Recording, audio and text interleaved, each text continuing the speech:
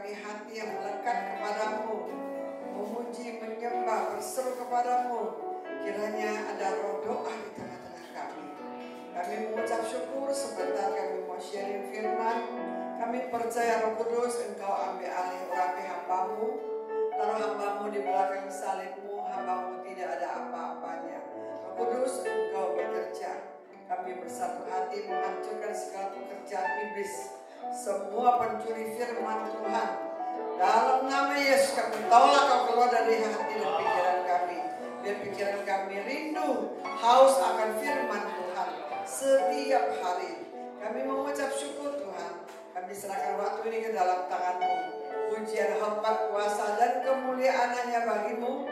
Di dalam nama Yesus hamba mengucap syukur dan berdoa. Haleluya, amin. Shalom, selamat malam. Semua sehat-sehat, luar biasa ya. Yang kita percaya ya,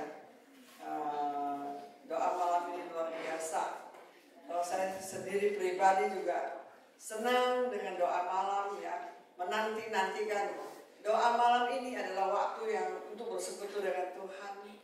Ada acara apapun juga nggak bisa ganggu. Ini udah waktunya Tuhan. Amin. Jadi kita diberikan kekuatan untuk datang doa malam ya, untuk merindukan bertemu dengan Tuhan. Hari ini Tuhan yang mau firman yang mau saya sampaikan adalah hiduplah seperti waktu dipanggil ya. Kita langsung baca waktu.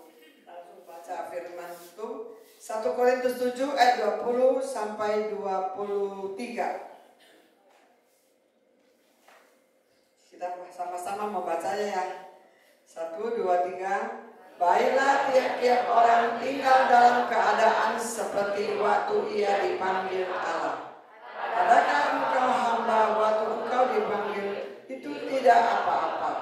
Tetapi jikalau engkau mendapat kesempatan itu dibebaskan, pergunakanlah kesempatan itu. Sebab seorang hamba yang dipanggil oleh Tuhan dalam pelayanannya adalah orang bebas, milik Tuhan.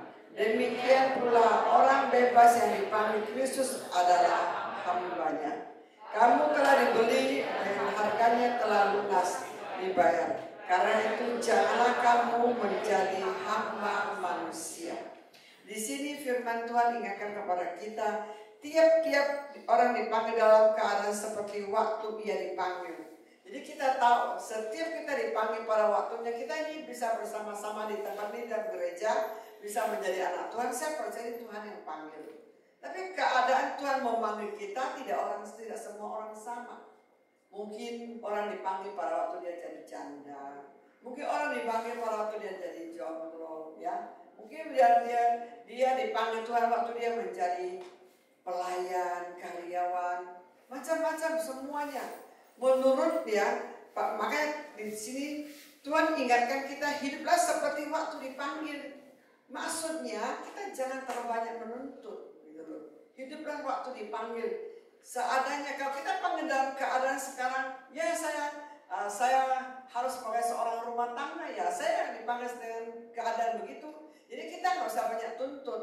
Karena kenapa nggak usah banyak tuntut? Kalau kita banyak tuntut, ya mungkin akan terjadi sepertinya hatinya tidak tenang, tidak damai, lama-lama bisa kecewa. Kalau orang yang banyak tuntut, ya. Kalau kita merasa saya sudah percaya Tuhan, saya sekarang jadi pelayan, saya tidak mau jadi pelayan, saya mau jadi bos. Kalau memang itu ada kesempatan Tuhan berikan kepada kita, boleh. Tapi kita kalau seandainya kita banyak tuntut, keinginan terlalu besar, itu juga tidak baik, ya. Maka Tuhan ingatkan kepada kita, adakah engkau hamba waktu engkau dipanggil itu tidak apa-apa. Tetapi jikalau engkau mendapat kesempatan untuk dibebaskan, pergunakanlah kesempatan itu. Kalau kita jadi hamba kayak seperti orang dulu jadi budak, mereka dipanggil Tuhan, mereka merasa tidak apa-apa. Yang penting saya mau setia. Kuncinya kita dipanggil Tuhan, kita tahu kita sudah dipindahkan dari kerajaan gelap masuk kerajaan terang. Kita sudah milik Tuhan. Kita sudah menjadi anak Tuhan. Sudah ada menjadi hidup yang baru. Mendapat hidup yang kekal. Itu yang terpenting. Selanjutnya kehidupan di dunia ini kan macam-macam orang ya. Ada yang jadi bos, ada yang jadi raja, ada yang jadi nabi, segala macam. Tapi satu hal ingat, kalau adapun engkau hamba dipanggil tidak apa, tetapi jika engkau mendapat kesempatan itu untuk dibebaskan, pergunakan kesempatan. Berarti kesempatan ini bukan semua orang dapat. Kalau memang Tuhan mau ubahkan kita suatu hari, kita bisa menjadi yang diberkati gitu. Diubahkan Tuhan, ada kesempatan dibebaskan, tidak usah jadi hamba lagi. Setelah dipanggil Tuhan, saya bisa menjadi bos, itu lebih bagus lagi. Tapi yang penting kita nggak usah nuntut gitu loh, supaya kita jangan suatu hari ada kecewa dalam mengiringi Tuhan. Sekarang saya lihat akhir-akhir ini banyak orang kecewa, gampang sekali kecewa. Kenapa? Karena terlalu banyak keinginan, banyak tuntutan dalam hidupnya. Saya udah ke gereja, kenapa saya nggak diberkati? Nah itu tuntutan itu. Kalau memang Tuhan memanggilmu untuk menjadi raja, untuk menjadi berkat, itu nggak apa-apa. Karena setiap kita itu tidak kebetulan hidup ini. Tuhan izinkan kita lewatin apapun masalah ya. Suatu hari kalau Tuhan mau pakai kita, Tuhan mau berkati kita, mau ubahkan kita, bebaskan kita, itu semua ada maksudnya. Mau dipakai sekarang tiba-tiba jadi budak, tiba-tiba menjadi bos, itu juga ada maksud Tuhan. Ya Tuhan mau panggil, oh dia ini urapan raja, itu menjadi berkat. Berkati orang susah, berkati apapun juga. Jadi kita semua harus tahu tujuan hidup kita. Jadi supaya kita ini benar-benar. Dan di sini juga, sebab seorang hamba dipanggil oleh Tuhan dalam pelayanannya adalah orang bebas. Maksudnya kita terbebas gitu loh. Jangan sampai ada ikatan, jangan sampai merasa kita ikut Tuhan ke gereja tapi tiap hari nggak ada damai. Itu kan berarti orang nggak bebas. Banyak keinginan, dia merasa nggak disampaikan, nggak sampai, nggak dapat. Ada orang ke gereja mau cari jodoh, nggak dapat, marah, kesal, kecewa. Ya, kenapa saya nggak dapat jodoh? Kenapa itu dapat? Kenapa saya nggak dapat? Nah, itu hati-hati, itu tuntutan. Kita Tuhan diingatkan, hiduplah seperti waktu dipanggil.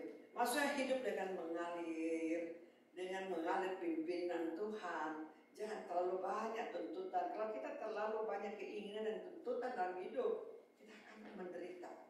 Kita tidak akan sampai dengan tujuan hidup apa yang Tuhan mau kita lakukan. Amin.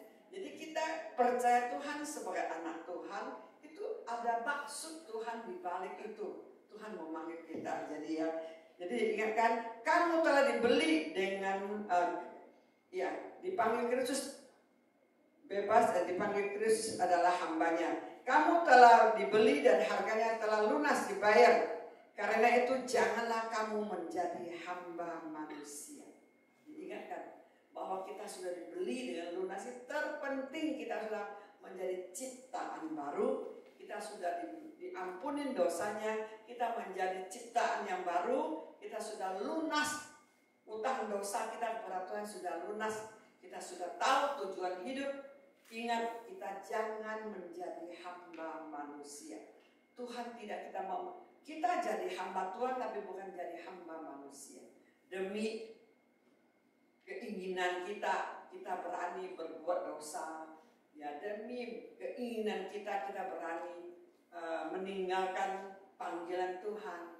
Jadi itulah Tuhan tidak mau kita menjadi hamba dosa. Amin.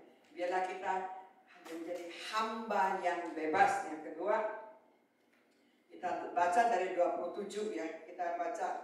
Adakah engkau terikat pada seseorang perempuan? Janganlah engkau mengusahakan perceraian. Adakah engkau tidak terikat pada seorang perempuan? Janganlah engkau mencari seseorang. 28. Tetapi kalau engkau kawin, engkau tidak berdosa. Engkau seorang gadis, kawin, ia tidak berbuat dosa. Tetapi orang-orang demikian akan ditimpa kesusahan badani. Dan aku mau menghindari kamu dari kesusahan itu. Saudara-saudaraku yang benar 29 ya. Saudara-saudaraku yang kumaksudkan waktu singkat karena itu. Oh ya benar, sampai deh 27, 28 benar. Jadi Tuhan ingatkan kepada kita, kalaupun engkau terikat pada seorang, janganlah engkau menceraikannya, mengusahakan perceraian. Tuhan benci perceraian. Tuhan tidak inginkan kita bercerai, ya. Di sini Tuhan ingatkan. Tapi kalau tidak terikat pada seseorang perempuan, jangan engkau mencari seseorang. Maksud Tuhan bukan katanya kamu nggak boleh kawin, nggak boleh cari jodoh, bukan. Maksud Tuhan jangan memaksa kehendak. Kalau jodoh sampai, otomatis dia bisa sampai ke depanmu. Nggak usah keluar sampai orang gara-gara jodoh bisa bayar biar jual Tuhan. Kan kita lihat sekarang yang demi jodoh, demi cari pasangan hidup, dia tinggalkan segalanya, tinggalkan panggilan, tinggalkan pelayanan, tinggalkan semua demi jodoh. Makanya hati-hati. Tuhan di sini Tuhan ingatkan kepada kita, jangan memaksa kehendak, ya. Jadi, tetapi kalau engkau kawin, engkau tidak berdosa. Kalau seorang kawin dia tidak berbuat, tetapi orang yang demikian akan ditimpa kesusahan badani. Aku mau menghindari kamu dari kesusahan itu. Karena saya selalu ingat dengan pepatah oma saya. Ada orang memang Tuhan izinkan dia untuk tidak married. Ada orang juga Tuhan izinkan dia tidak mempunyai anak. Jadi ini semua ini seizin Tuhan. Kenapa ada orang kita doa langsung dia gampang. Mau dapat jodoh langsung dapat. Tapi ada orang kita doa bertahun-tahun, puluhan tahun dia belum dapat jodoh. Padahal dia cakep, cantik. Seperti di pusat ada beberapa teman saya. Akhirnya saya bicara ngobrol sama dia. Mama kamu belum mau married. Padahal udah besar 40 tahun lebih. Dia bilang saya sih ya nggak tahu lah, Tuhan izinkan lah. Kalau ngomong saya nggak dapat pasangan ya saya is okay, saya nggak sukacita damai sejahtera melayani Tuhan. Nah, itu luar biasa. Dia tidak memaksa kehendak. Ada orang, aduh harus rasanya gimana dia nggak tahu rasanya dia seperti orang sakit gimana gitu loh. Tapi kita hati-hati dengan hal begini. Kadang-kadang kalau kita mau maksa kehendak, ya itu kita bisa salah cari, bisa menderita seumur hidup. Itu yang Tuhan tidak mau. Tuhan bukan tidak kasih kita jodoh. Tuhan kalau kita sendiri harus tunggu waktunya Tuhan. Saya lihat gereja kita beberapa ya. Dalam hati pikir, wah umur udah besar ya. Sudah cukup besar. Tapi kita cuma doa. Tapi tiba-tiba waktunya sampai, jodoh bisa sampai depan mata. Langsung bisa dapat. Makanya kita fokus bukan untuk itu hidup ini. Fokuslah untuk Tuhan. Amin. Fokuslah untuk Tuhan. Ya, biarlah Tuhan bilang, Tuhan tidak mau kita apa sih? Ditimpa kesusahan badani, menghindari kamu dari kesusahan. Kata Paulus. Tuhan tidak, karena belum waktunya kita maksa terus mau. Kalau kita sembarang cari, nanti dapatnya yang tidak baik, menderita enggak? Menderita seumur hidup. Saya selalu bilang anak-anak muda, kalian masih muda ya, hati-hati pilih jodoh. Jangan lihat keluar penampilannya, lihatlah di dalaman hatinya. Benar, lihat hati loh. Karena jodoh itu seumur hidup sampai kita tua mau tinggal sama-sama. Kalau seandainya ini bukan tulang rusukmu, kamu ambil, kamu tahu kan tulang rusuk ini kan masih pas gitu kan? Tulang rusuk ini masih pas. Kita istri kan sebagai tulang rusuk. Kalau seandainya bukan tulang rusuk yang kita ambil, itu menjadi nusuk. Tiap hari bisa nusuk. Benar, menderita. Kalau lihat penampilan tiap hari nusuk, lu bisa melayani Tuhan dalam keadaan begini, kalau dapat jodoh begitu. Sampai kadang saya sampai bilang, aduh, kadang kan kita banyak konseling. Gimana saya mau melayani istri tidak setuju, tiap hari berantem. Aduh, ntar saya mau rangkul orang, mau doain orang, bilang saya pingin dia, pacaran dia. Aduh, tiap hari berantem. Itulah kamu dapatnya nusuk-nusuk sih. Nah, ya mau salahkan siapa? Ini nggak bisa salahkan orang lain. Lu sendiri yang mau, pilihan di tangan kamu, kan gak ada orang paksa. Karena tidak peka cari jodoh. Pokoknya cakep. Wah, cantik, rambutnya panjang, saya suka itu. Wah, itu. Nanti kau pulang baru nyahok. Baru dirasa gitu. Benar-benar. Kadang-kadang saya rasa aduh sedih gitu loh. Padahal dia maksa-maksa itu belum waktunya. Ya itu ya, kalau udah matang, mau nggak apa-apa gitu ya. Tapi kalau bukan, kita maksa kan menderita. Di sini firman Tuhan ingatkan kepada kita, saya mau menghindari kamu dari kesusahan badani. Susah nggak, menderita nggak? Tiap hari begitu berantem, nggak ada habisnya. Makanya menderita sekali. Hati-hati dari pasangan anak muda, ya. Biar tunggu waktunya Tuhan, ya. Saya juga pernah konseling dengan orang yang sudah mungkin ya sebelum pernah bercerai atau gimana. Ya kita sih pingin dia kembali, kita pingin. Kalau memang mereka tetap ngotot tidak mau, kita juga tidak bisa maksa. Ya kalau dia merasakan dia lebih bahagia begini, ya kita mau bagaimana? Tuhan juga tidak memaksa. Tuhan cuma berikan kita hikmat, ya. Tahu apa yang baik, apa yang tidak baik. Jadi hiduplah dengan pimpinan Roh Kudus, minta hikmat Tuhan. Janganlah segala sesuatu memaksa kehendak. Saya lihat sekarang banyak orang memaksa. Saya mau kawin, saya suka ini, dia baik, ngotot mau. Tapi setelah kawin, padahal pernah ikut BPN 2 kali loh, masih cerai loh. Sampai hatinya sedih saya melihat. Pada waktu bertemu dengan saya, dia bilang, oh mami saya kenalin ini teman-teman. Hah? Lu jalan dengan dia? Lu udah doa belum? Saya tanya, bilang. Dia bilang, udah. Ya ini jodoh dari Tuhan. Tiba-tiba ketemu, tiba-tiba rasanya damai dan nggak tahu apa lagi. Merasa ada terang.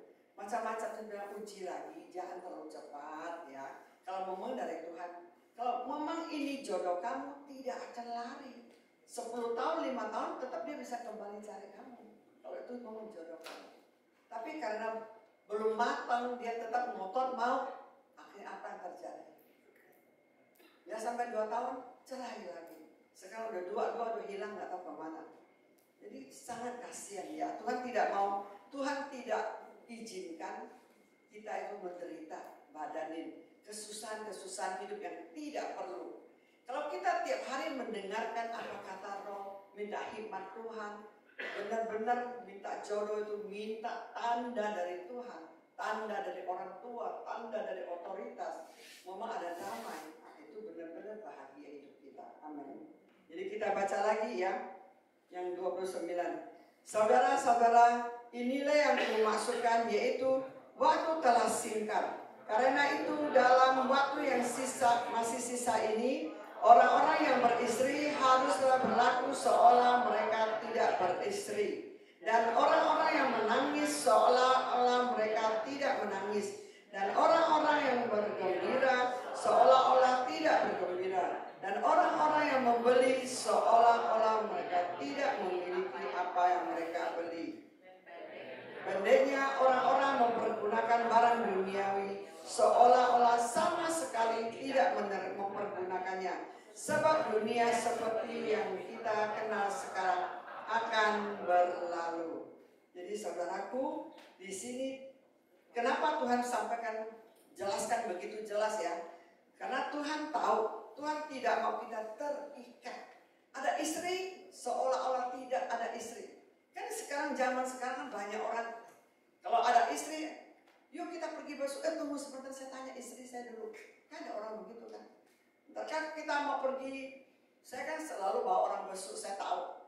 Saya mau ngajak orang pergi besok, dia rindu sekali besok. Tapi dia bohong, karena suami dikekang sama suaminya, gak bisa sembarang besok. Kalau suaminya usahanya ramai, silakan pergi, dia gak apa-apa. Kalau usahanya lagi sepi, lu berani pergi, pulang habislah kamu. Diomelin, dimarahin habis-habisan. Jadi sangat kasihan. Maka Tuhan tidak mau kita terikat benar-benar. Kita mau punya barang dunia, apapun yang kita lihat semuanya ini sebenarnya kan milik Tuhan. Tapi karena kita sudah terikat, mungkin ada yang terikat dengan istri, ada yang terikat dengan suami, mau melayani Tuhan selalu dihalang-halangi, tidak diizinkan dia untuk melayani. Betapa tuh hati Tuhan sedih. Makanya kita sebagai anak-anak Tuhan ingat ya, Tuhan tidak mau kita maksudnya barang dunia apapun juga itu semuanya fana. Di sini bilang semuanya akan berlalu ya. Ya. Jadi apapun yang kita punyai dunia semuanya akan sebentar akan berlalu. Jadi ini tidak akan selamanya. Jangan terikat dengan anak, dengan istri, dengan suami. Semua jangan terikat dengan barang-barang yang mungkin ya ada orang. Dulu papi punya teman, ada seorang dokter bedah di Jerman. Dia seorang yang cinta Tuhan, dekat Tuhan, selalu melayani Tuhan. Setelah kawin, karena istrinya cantik dan punya anak, 2-3 anak, dia mulai kendor. Belum lagi dia sebagai dokter kan sibuk, jadi banyak waktu untuk dia untuk anak istrinya. Bawa anak istrinya jalan-jalan hari Minggu, nggak bisa ke gereja karena saya mau anak kan nanti kan saya cuma kerja Senin sampai Sabtu Minggu, baru ada waktu bisa untuk membawa istri jalan-jalan, waktu buat keluarga. Ada alasannya. Padahal kalau dia ada hati untuk Tuhan, 2 jam buat melayani Tuhan untuk ke gereja sebenarnya kan tidak lama. Tapi karena sudah terikat dengan istri dan keluarga, bukan nggak boleh ya, tapi ingat ya, saya selalu ingatkan Tuhan harus nomor 1. Kenapa saya bilang Tuhan nomor 1? Banyak orang berkata keluarga nomor 1. Kalau Tuhan nomor 1, kita bisa membawa keluarga kita untuk memuliakan Tuhan, melayani Tuhan, memprioritaskan Tuhan. Kalau kita keluarga nomor 1, jadi nanti kita susah untuk prioritaskan Tuhan, lebih prioritaskan keluarga. Makanya kenapa saya selalu bilang Tuhan nomor 1. Bukan katanya keluarga tidak berarti, enggak. Tetap, karena kalau kita sudah nomor 1kan Tuhan, kita bisa bawa keluarga kita untuk apapun ya, kita gereja dulu, kita melayani dulu, kita bersama-sama. Jadi membawa keluarga kita bersama-sama, karena kita nomor 1kan Tuhan. Ini dokter ini yang satu ini, teman papi ini adalah seorang yang pintar sekali, ahli bedah di Jerman, orang Surabaya. Begitu nggak ada waktu karena tuntutan istri dan anaknya. Minggu dia harus pergi jalan-jalan, jadi dia jarang waktu bisa ke gereja. Suatu hari dia lagi bawa jalan-jalan pakai mobilnya, nggak tahu, papi cerita ke saya lah, saya nggak kenal orangnya. Dia lagi bawa mobil hari Minggu, dia jalan-jalan bawa mobil sport katanya, berdua dengan 3 anak di belakang. Terjadi kecelakaan. Apa yang terjadi? Istrinya mati dan 2 anaknya mati. Sisa dia dan dengan 1 anak yang besar terhidup. Dia begitu menderita. Dia begitu kecewa. Dia begitu marah Tuhan. Dia sampai tidur di kuburan istri anaknya, nggak mau pulang. Sampai waktu itu dia suatu hari, kan dia hopeng dengan papi. Papi dokter kandungan, dia kan dokter bedah. Mereka satu rumah sakit. Jadi dia bilang, Beng, dia panggil suami papi kan, Pak panggil Obeng. Saya mau tanya tuh kamu, sebenarnya Tuhan ada nggak? Katanya. Ditanya Pak. Papi bilang, waktu itu saya bingung. Saya nggak tahu bagaimana jawab. Kalau bilang ada, kenapa istri saya mati? Kenapa anak saya yang paling saya cintai 2 yang kecil itu mati seketika langsung, dengan istrinya yang begitu cantik mati seketika. Dia tanya terus, kenapa bisa istri saya mati? Dia bilang, saya nggak berani jawab ya. Gimana ngomong? Dia kayaknya sudah marah, sudah emosi, nggak mau ke gereja, kecewa dengan Tuhan dengan keadaan begini. Akhirnya suatu hari papi pulang. Papi orang yang pendoa, dia tuh, Tuhan, kenapa Engkau izinkan terjadi? Dia tanya Tuhan. Pada waktu dia tanya Tuhan, dia berhalakan anak dan istrinya. Makanya hati-hati dengan hidup ini. Dia bilang, saya dapat. Jadi kamu sampaikan, ya setelah besok atau berapa hari saya ketemu dia. Saya bilang, sini saya sampaikan. Kemarin saya pertanyaan kan saya nggak berani jawab karena saya nggak tahu mau jawab apa dalam kondisimu yang begitu terpuruk. Saya nggak mau mendukakanmu, menyakitimu lah. Tapi pada waktu saya doa, saya tanya Tuhan taruh di hati saya bahwa karena kamu berhalakan istrimu. Dia diam. Kamu berdosa, kamu cepat bertobat. Kalau kamu tidak bertobat, nanti kamu juga akan kena. Karena Tuhan memakaimu. Di mata Tuhan seperti orang selingkuh gitu. Awalnya dia cinta Tuhan, kasih mula-mula Tuhan segalanya, begitu mengasihi Tuhan. Setelah dia punya istri, punya anak, tidak ada untuk Tuhan. Dia fokus untuk istri, untuk anak, karena banyak tuntutan. Makanya hati-hati dalam hal ini ya. Jadi kita tahu ya, semuanya dunia ini akan berlalu. Di sini firman Tuhan katakan ya, kita apapun yang kita miliki dunia ini kita harus tahu. Jodoh Tuhan kasih itu juga milik Tuhan. Anak Tuhan kasih juga milik Tuhan. Bila kita sama-sama membawa keluarga anak kita semua untuk prioritaskan Tuhan, makanya kenapa Tuhan harus nomor satu. Kita utamakan Tuhan dalam hidup kita, kita pasti bahagia. Amin. Itu yang Tuhan mau. Makanya yang saya dapat pada waktu saya baca firman ini, ya mau benar ya. Tuhan tidak mau kita ya hidup, Tuhan mau kita hidup benar-benar hidup fokus untuk Dia, tidak mau khawatir tentang hal duniawi lahiriah. Jangan fokuskan dunia. Bukan katanya kita tidak boleh kerja, boleh.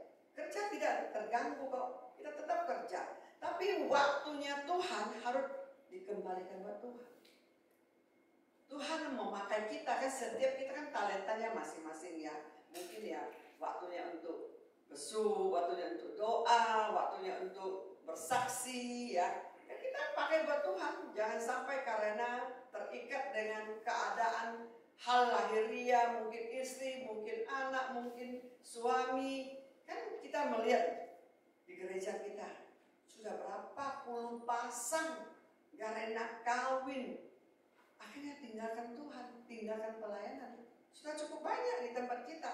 Dulu seorang anak yang begitu buruk kayak gambol, yang begitu semangat setelah kawin, lama-lama hilang. Lama-lama saya nggak bisa lagi melayani. Tinggalkan, semua ditinggalkan.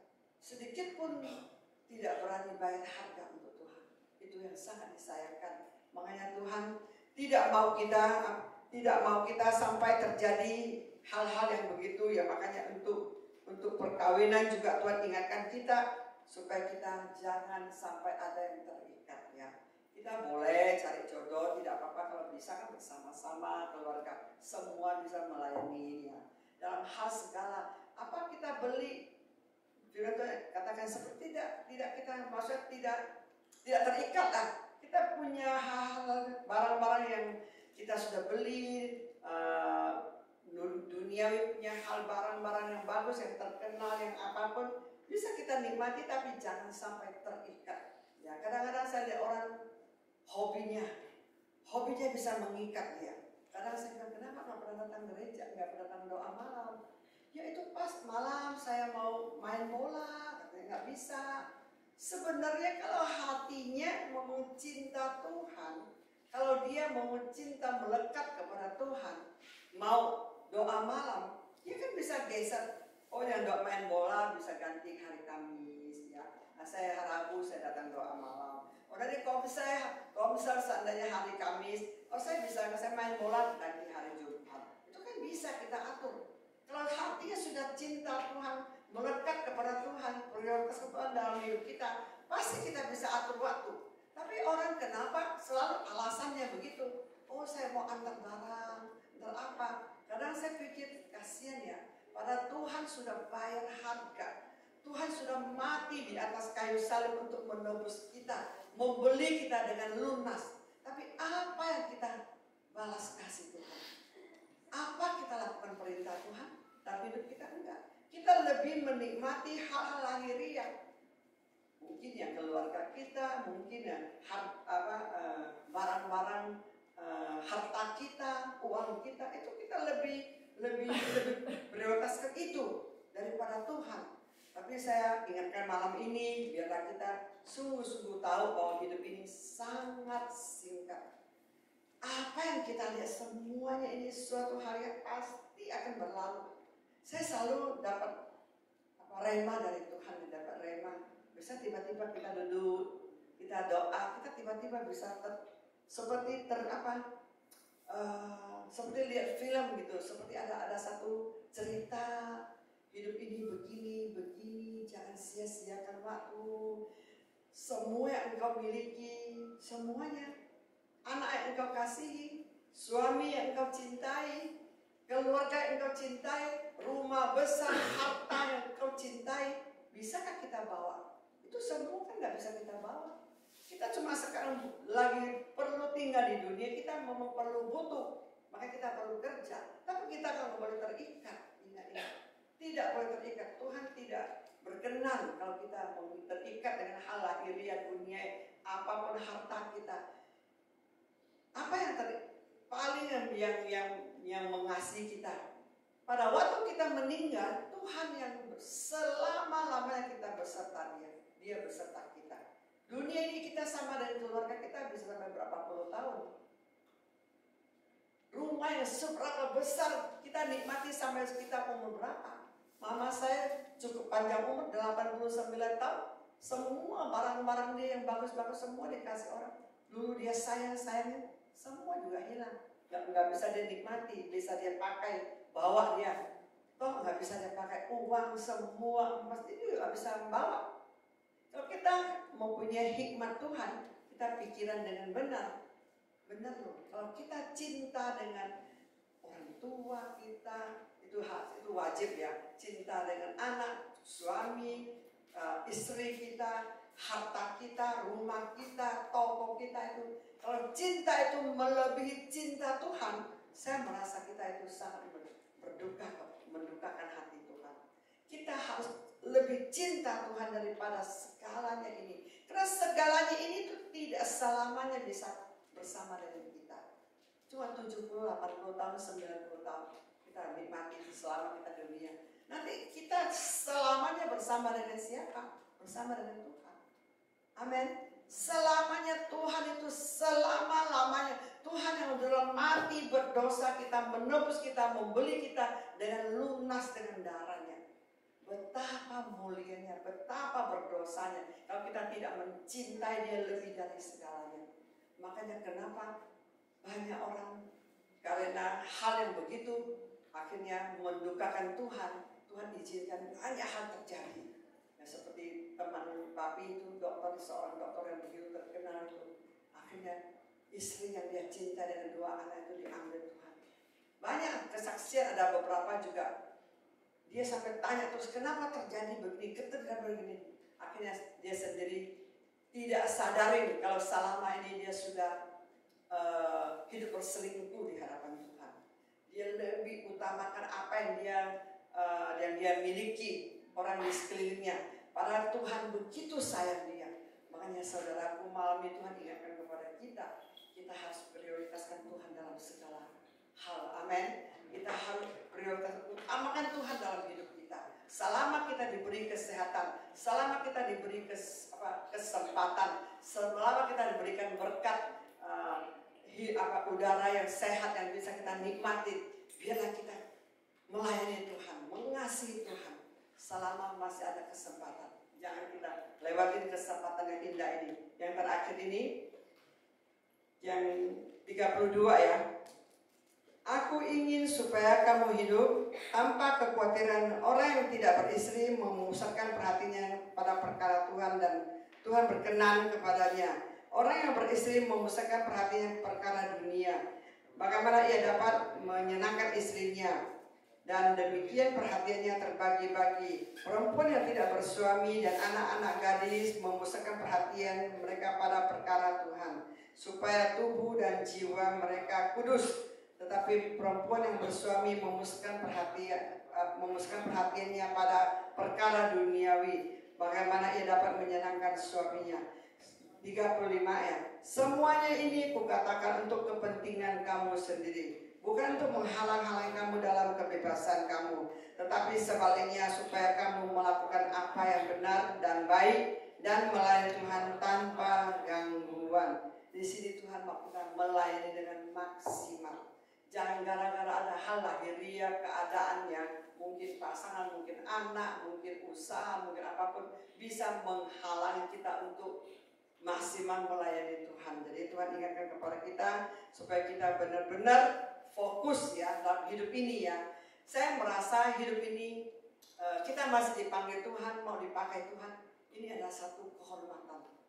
Kita ini siapa? Apa yang Tuhan mau pakai? Jadi kita sangat mengucap syukur. Jangan lewatkan momen yang indah ini, yang baik ini, yang telah Tuhan siapkan bagi kita. Jangan kita sia-siakan dalam hidup ini. Amin. Biar kita tetap semangat ya, ingat ya, kita adalah jangan menjadi hamba yang bebas. Yang pertama, jangan memaksa kehendak, jangan ada yang terikat, dan juga jangan melayani dengan maksimal. Biarlah firman yang pendek ini mengingatkan kepada kita ya, supaya kita benar-benar hidup maksimal di hadapan Tuhan. Kita tahu waktu ini sehari demi sehari makin singkat. Kita lihat keadaan dunia bukan lebih baik. Perang di mana-mana. Sekarang kita lihat keadaan di negara kita. Mau pemilihan presiden juga banyak terjadi masalah yang kita sendiri pun terkaget-kaget. Kok bisa begini? Jadi kita banyak doakan pemilu ini juga supaya tidak terjadi kekacauan ya. Dalam bangsa kita ini jangan ada perpecahan dalam bangsa ini, supaya benar-benar tetap solid, supaya kita masih bisa aman melayani Tuhan, aman bisa bekerja, bisa melayani Tuhan dan selamatkan banyak jiwa-jiwa. Oke, mari kita bersatu hati untuk berdoa. Kami mengucap syukur Tuhan, Engkau sangat baik. Engkau mengingat kepada kami, biar hiduplah seperti kami waktu dipanggil. Kami tahu hidup ini sangat singkat, kami tidak mau sia-siakan. Bila Tuhan firman yang ditabur tidak kembali sia-sia. Ingatkan kepada anak-anakmu supaya Tuhan mereka hidup dia dengan maksimal. Mereka juga tidak terikat dan tidak memaksa kehendak dalam hidup mereka. Terima kasih Roh Kudus, terima kasih Tuhan Yesus. Kau senantiasa bekerja, menjamah, mengingatkan, memberikan hikmat, pewahyuan, pencerahan kepada gerejamu Abalok Jamlang KBC. Apa yang terbaik dalam hidup ini? Utamakan Tuhan dalam segala aspek kehidupan kita Tuhan. Terima kasih Bapa. Di dalam nama Yesus hamba mengucap syukur dan berdoa. Haleluya. Amin.